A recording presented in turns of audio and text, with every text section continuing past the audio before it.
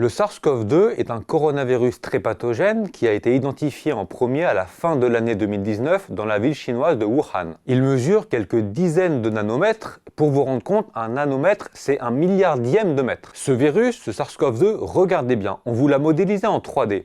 À sa surface, il arbore ce qu'on appelle des protéines spike. La protéine spike, on va zoomer sur l'une d'entre elles, c'est la partie la plus sensible du virus, pour deux raisons. D'abord, c'est la porte d'entrée qui lui permet d'infecter des cellules humaines. Ensuite, c'est cet endroit que ciblent les vaccins, on va y revenir. Il y a à peu près un an, sont apparus des variants du SARS-CoV-2. En fait, il faut savoir que ce virus, il se réplique en permanence. Et quand il se réplique, il peut y avoir ce qu'on appelle des erreurs, ce qui entraîne des mutations dans son génome. Et c'est ce qu'on appelle des variants. Le premier variant qu'on a identifié, c'était le variant alpha. Au début, on l'appelait britannique parce qu'il a été identifié en premier au Royaume-Uni. Ce variant alpha était très contagieux, à peu près 50% de plus que la souche d'origine, et il a été responsable de la troisième vague de l'épidémie au printemps 2021. Ensuite, on a eu le variant delta, qui est apparu en premier en Inde. Ce variant delta, il était encore plus transmissible que le variant alpha. Et d'ailleurs, il a été à l'origine d'une quatrième vague à l'été 2021. Ce variant delta, il arbore une petite dizaine de mutations au niveau de sa protéine spike. Ce sont certaines d'entre elles qui le rendent aussi transmissible.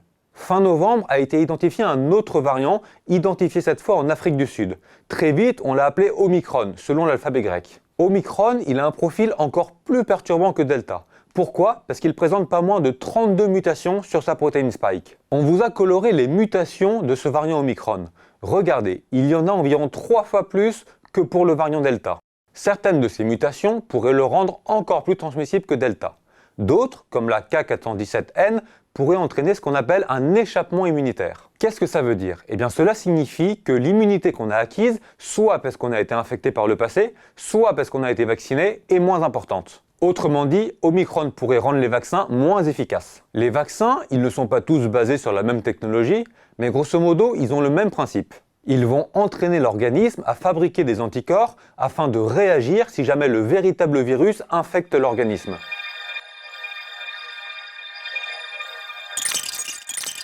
En cas d'arrivée du virus, ces anticorps sont donc censés interagir avec cette protéine spike. Le problème, c'est que parfois, lorsqu'il y a certaines mutations, les anticorps se fixent moins bien et ce qui les rend moins efficaces. Les premières données dont on dispose confirment que les vaccins sont moins efficaces contre Omicron que contre les précédents variants. D'après une première étude sud-africaine, par exemple, 2 doses de vaccin Pfizer seraient efficaces à hauteur de seulement 70% contre les formes graves dues à Omicron, alors que c'était plus de 90% avec Delta. D'après une autre étude britannique, la protection contre l'infection symptomatique, cette fois, elle chuterait à 30% avec 2 doses de Pfizer. La bonne nouvelle, c'est que d'après ces mêmes données, une dose de rappel, la fameuse 3e dose, semble parvenir à faire remonter la protection à un niveau beaucoup plus satisfaisant. Avec quand même une inconnue majeure, combien de temps cette bonne protection va durer ? Pour l'instant, on ne le sait pas encore vraiment. C'est d'ailleurs pour cette raison que les fabricants comme Pfizer et Moderna se sont déjà lancés dans la mise au point d'un vaccin spécifique contre Omicron.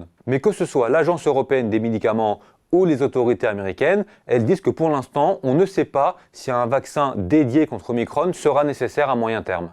Let me stress, there's no answer yet on whether we will need an adapted vaccine. If you got vaccinated 6 months ago, get your booster right away.